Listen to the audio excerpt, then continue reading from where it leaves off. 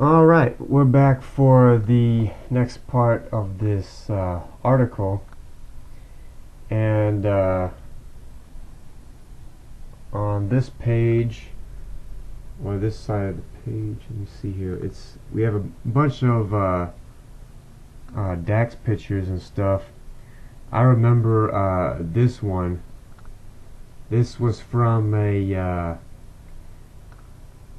time-traveling episode where Dax went back to and was on the original Star Trek, and the original Enterprise, or the first Enterprise.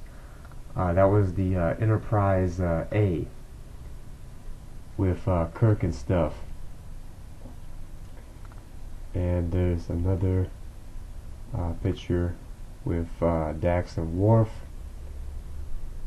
and another Dax picture. The little captions on these say, the skirt was a pain, but otherwise Farrell enjoyed trials and tribulations, her trip back into the world of classic Star Trek.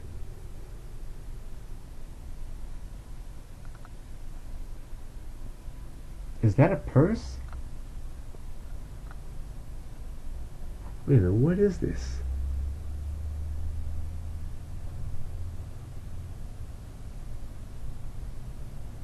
Huh. Or that was a, I forget what that was. That was a purse or a, no, I think it was a,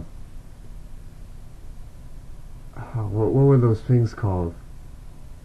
Like a writing thing, like a writing pad or something. I don't remember.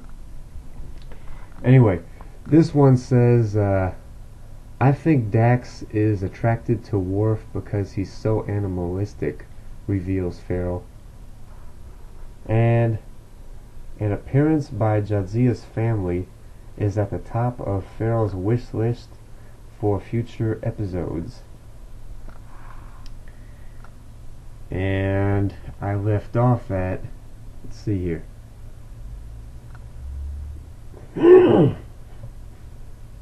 There are many things we can do with the relationship. What they've done that I find very interesting is say that Dax doesn't want to take it too fast. Worf feels that now that they've had sex, they are meant to get married. Dax wants to slow down so that they can enjoy the courting and getting to know each other in stages. Worf's having a very hard time with that. He also finds it threatening that I'm still friends with my ex-lovers. Just look at let he who is without sin. Chances are that plenty more about the Dax-Worf bond will be explored in the months and episodes to come. Why? Because the ultimate judges, the DS9 viewers, have spoken. The fans love it. I did a convention in Denver, Colorado, and people were screaming, "Yeah!" Oh, wow. When I talked about it. They were also teasing me about Troy. I said that if she really wanted Worf back that bad, she should have come on DS9 last year and fought for him. Above and beyond exploring Dax's love life, there are other challenges that help Farrell keep her head in the DS9 game after 5 long years. Some of the challenges are decidedly bigger than others. Well, one challenge is to make the lines work when I have something very small and inconsequential to say.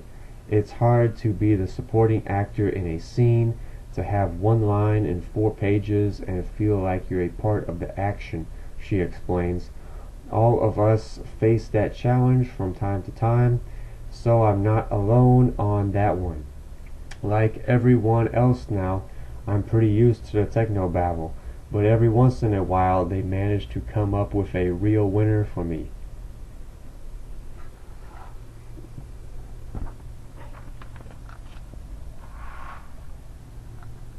Wait a minute, what the?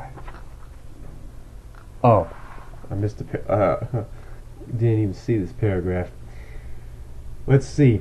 What else is challenging? I sometimes find it very hard to play this young character with an old soul reacting to someone she has a problem with, or getting into an altercation with someone.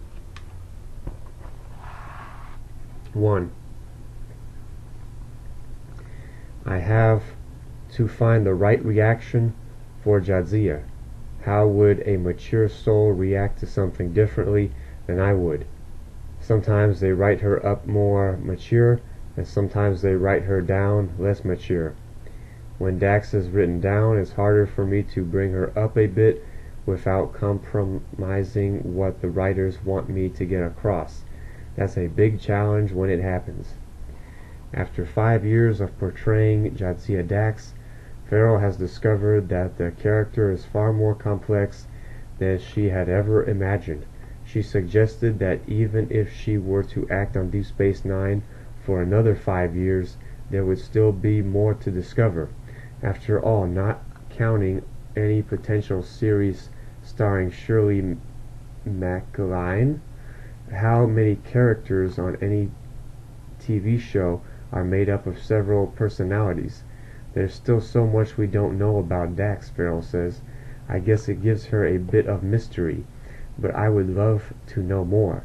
Another reason there's still so much to learn is that there's only so much character development they can get to here.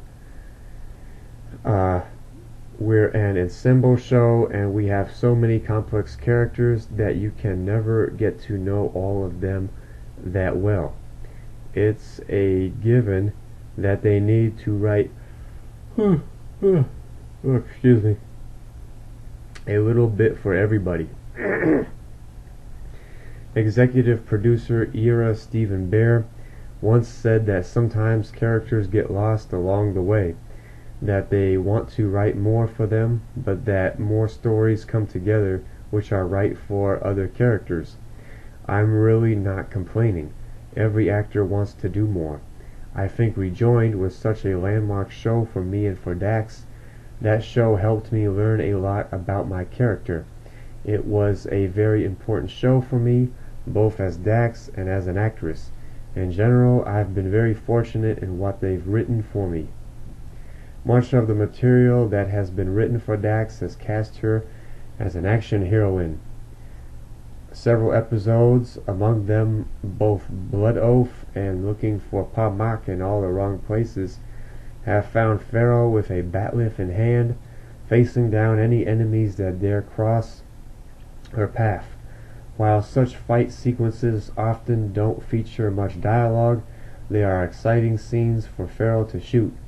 It sure beats technobabble, she says, laughing. When you're really tired, the fight scenes can be a bit like an endless game of cowboys and Indians. After a while it's tiring. The bat'leths are heavy and they're very wide. You have to be very careful with them. I've got the bruises to to prove how careful you have to be. Believe me. It's not like running around with a little phaser. That's not nearly as fun. If it's not 1 a.m. and our 10th take of a bat'leth fight scene, I'll take a bat'leth scene anytime, anywhere.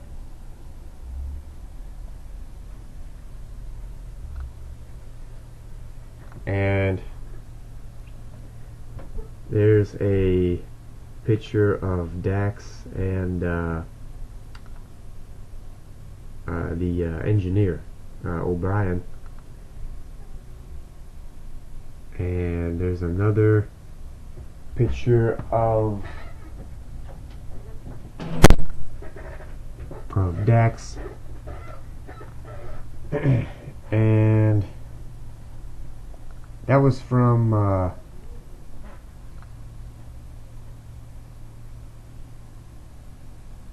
let's see here, I forget what episode that was from, but He Who Is Without Sin, yeah.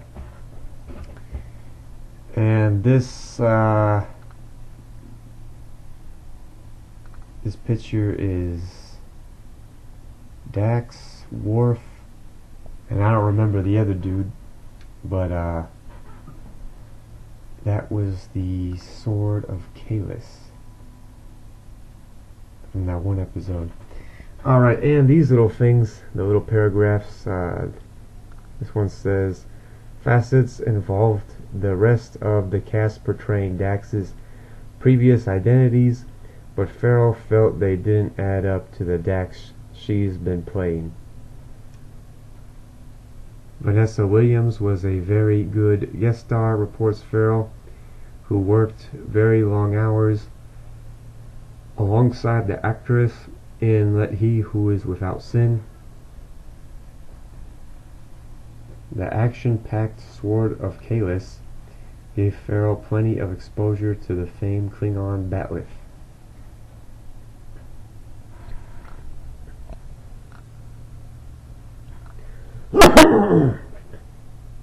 Excuse me.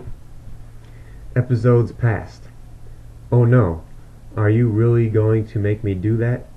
Or do it? Asked Terry Farrell when told that it's time for her annual review of Dax-heavy episodes. I can hardly remember what I did yesterday. You're going to have to help me if I forget one. Promise that assistance will indeed be forthcoming if necessary. Farrell begins where she left off since her last interview in DS9 magazine number 14. Facets. Other characters assume Dax's previous identities. I don't want to be too negative about that show because I thought it was a really good idea, but when I watched it I kept thinking, and what part of that is like the character I play? O'Brien's character Tobin was twitchy and nervous. I never walk around twitchy and nervous. Sid, Alexander Siding, played Torias as suave. I never walk around suavey. There were all such extremes that I was trying to figure out how all these people were supposed to blend into who Dax is. That was too bad, because I don't think they were a great reflection of who I think of Dax as being, or who I think the audience can relate to. Although it was fun to watch, although it was fun to watch the other actors play those roles, it was sort of bizarre. Sword of Kahless. Worf and Dax search for the Klingon equivalent of the Holy Grail. That was great because it was the first time I did action for LeVar Burton as a director. He didn't expect me to do well at it. When I did, he called me Action Barbie. So Sword of Kahless was my Action Barbie episode, and I've been Action Barbie on the set ever since. Alright, so this is another pretty long episode, or not episode, but interview about various episodes and stuff that Terry did. So I will continue reading this in the next part. See ya.